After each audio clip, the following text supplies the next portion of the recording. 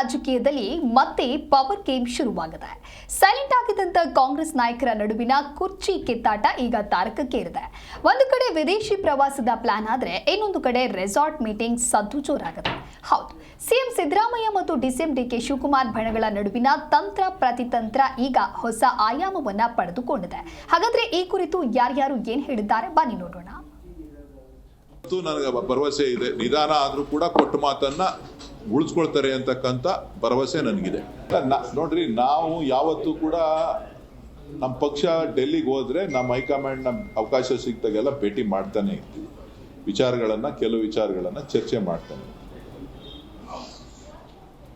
ಅದು ಒಂದು ಸಂಬಂಧ ಬಾಂಧವ್ಯಕ್ಕೋಸ್ಕರ ನಾವು ಪ್ರತಿ ಸಂದರ್ಭದಲ್ಲೂ ಭೇಟಿ ಮಾಡುವಂಥದ್ದು. ಪಕ್ಷದ ವಿಚಾರ ಇರ್ತದೆ, ಕ್ಷೇತ್ರದ ವಿಚಾರ ಇರ್ತದೆ, ಬೇರೆ ಬೇರೆ ವಿಚಾರಗಳಿರ್ತದೆ. ಹಾಗಾಗಿ ಅದಕ್ಕೆ ಅರ್ಥ ಇಲ್ಲ. ಕೆಲವರು ಬೇರೆ ಟೈಮ್ ಕೆಲಸಕ್ಕೋಸ್ಕರ ಮಾತ್ರ ಹೋಗ್ತಾರೆ. ಪರ್ಟಿಕ್ಯುಲರ್ ಆಗಿ ಇಂಥದ್ದೇ ಗುರಿ ಉದ್ದೇಶಗಳನ್ನ ಇಟ್ಕೊಂಡು ಹೋಗ್ತಾರೆ. ಶಿವಕುಮಾರ್ ಅವರು ಆ ಕ್ಯಾರೆಕ್ಟರಲ್ಲಿ ಇಲ್ಲ. ಗೊತ್ತಿಲ್ಲ ಯಾರು ಹೋಗ್ತಾ ಇದ್ದಾರೆ, ನೀವು ಅವ್ರನ್ನ ಕೇಳಬೇಕು, ಆರ್ಗನೈಸ್ ಮಾಡಿರೋರ್ನ ಕೇಳಬೇಕು. ಡಿ ಕೆ ಶಿವಕುಮಾರ್ ಅವ್ರಿಗೂ ಇದಕ್ಕೂ ಯಾವುದೇ ಸಂಬಂಧ ಇಲ್ಲ. ಅಷ್ಟು ಮಾತ್ರ ನಾನು ಸ್ಪಷ್ಟಪಡಿಸ್ತೀನಿ.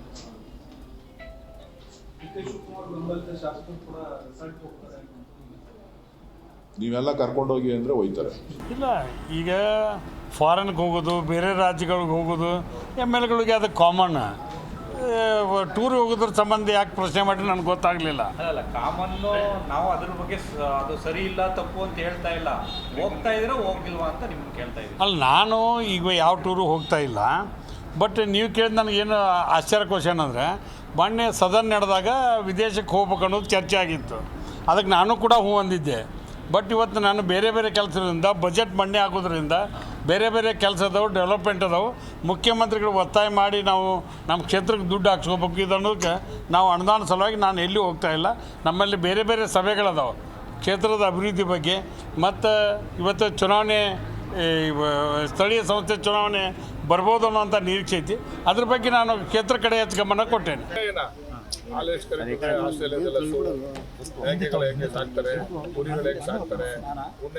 ಎಷ್ಟು ಆದಾಯ ಇದೆ, ಮಾಂಸ ಬೆಳೆಸಿದ್ರೆ ಎಷ್ಟು ಆದಾಯ ಇದೆ ನೋಡಬಹುದು. ಅಲ್ಲ, ಬರೀ ಕಾಂಗ್ರೆಸ್ ಶಾಸಕರು ಮಾತ್ರ ಅದು ಆಫರ್ ಇಲ್ಲ. ಯಾರ್ಯಾರು ಶಾಸಕರು ಇಷ್ಟಪಡ್ತಾರೋ ಅಷ್ಟು ಹೋಗ್ತಾರೆ. ಏನ ಸೆಲೆಕ್ಟಿವ್ ಅಂತೇನಿಲ್ಲ. ಯಾರ್ಯಾರು ಹೋಗ್ಬೇಕು ಅದ್ರ ಬಗ್ಗೆ ಆಸಕ್ತಿ ಇರ್ತಕ್ಕಂಥವ್ರು ಹೋಗ್ಬೇಕು ಅಂತಕ್ಕಂಥವ್ರು ಹೋಗ್ತಾರೆ. ಸರ್, ಕೆಲ ಶಾಸಕರು ಸುರ್ಜೇವಾಲಾ ಕರೆ ಮಾಡಿದ್ರು ಅನ್ನೋ ಕಾರಣಕ್ಕೋಸ್ಕರ ಟೂರ್ ಕ್ಯಾನ್ಸಲ್ ಮಾಡ್ತಾ ಇದ್ದಾರೆ.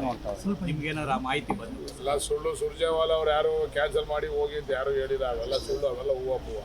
ಸುರ್ಜೇವಾಲಾ ಅವ್ರು ಯಾರಿಗೂ ನನಗೆ ಗೊತ್ತಿರಂಗೆ ಯಾರಿಗೂ ಕರೆ ಮಾಡಿದ್ದಾರೆ.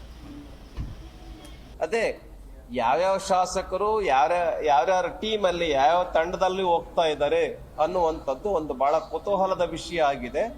ಹಾಗಾಗಿ ಡಿ.ಕೆ. ಶಿವಕುಮಾರ್ ಅವರ ಕಡೆಯವರು ಯಾವ ದೇಶಕ್ಕೆ ಯಾರ ಜೊತೆಗೆ ಹೋಗ್ತಾ ಇದ್ದಾರೆ, ಸಿದ್ದರಾಮಯ್ಯನ ಕಡೆಯವರು ಶಾಸಕರು ಯಾರ ಜೊತೆನಲ್ಲಿ ಯಾವ ದೇಶಕ್ಕೆ ಹೋಗ್ತಾ ಇದ್ದಾರೆ, ಅಲ್ಲೋಗಿ ಏನ್ ಮಾಡ್ತಾರೆ, ಇದೇನು ಶಾಸಕರ ಸಂಖ್ಯೆಯನ್ನ ಮಾಡಿಕೊಳ್ಳೋದಕ್ಕೆ ಒಂದು ಹೊಸ ತಂತ್ರವ ಏನು ಅಂತ ಗೊತ್ತಾಗ್ತಾ ಇಲ್ಲ. ಯಾಕೆಂತ ಹೇಳಿದ್ರೆ ಬಜೆಟ್ ಅಧಿವೇಶನದ ಮುಂಚೆ ಮತ್ತು ಬಜೆಟ್ ಅಧಿವೇಶನದ ನಂತರ ಈ ಸರ್ಕಾರದಲ್ಲಿ ಯಾರು ಮುಖ್ಯಮಂತ್ರಿ ಆಗಿರ್ತಾರೆ ಅನ್ನುವಂಥ ವಿಷಯ ಒಂದು ಕುತೂಹಲದ ವಿಷಯ ಆಗಿದೆ. ಇದರ ಮಧ್ಯದಲ್ಲಿ ರಾಜ್ಯದ ಅಭಿವೃದ್ಧಿ ಅಂತಕ್ಕಂಥದ್ದು ಒಂದು ಮರೀಚಿಕೆ ಆಗಿದೆ. ಭ್ರಷ್ಟಾಚಾರ ತಾಂಡವವಾಡ್ತಾ ಇದೆ. ಬಂಗಾರ, ಬೆಳ್ಳಿ, ಹಣ, ಆಮೇಲೆ ವಿದೇಶಿ ಪ್ರವಾಸ, ಈ ತರದ ಡೆಲ್ಲಿ ಪ್ರವಾಸ, ಇವೆಲ್ಲವೂ ಕೂಡ ಒಂದ್ ರೀತಿ ಈ ಸರ್ಕಾರವನ್ನ ಮುಜುಗರದಿಂದ ಮುಜುಗರಕ್ಕೆ ತೆಗೆದುಕೊಂಡು ಹೋಗ್ತಾ ಇದ್ದೇವೆ ವಿನಃ ಕರ್ನಾಟಕ ರಾಜ್ಯಕ್ಕೆ ಒಳ್ಳೆ ಹೆಸರನ್ನ ತಂದು ಕೊಡ್ತಾ ಇಲ್ಲ.